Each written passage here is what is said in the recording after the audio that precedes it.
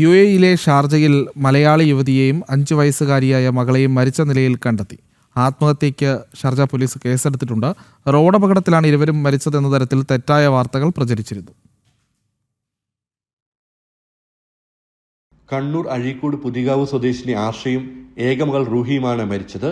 ബുധനാഴ്ച രാവിലെ ഷാർജ അൽനഹദയിലെ ഫ്ളാറ്റിന് സമീപമാണ് ഇരുവരെയും മരിച്ച നിലയിൽ കണ്ടെത്തിയത്. ആർഷയ്ക്ക് 35 വയസ്സും മകൾക്ക് 5 വയസ്സുമായിരുന്നു പ്രായം.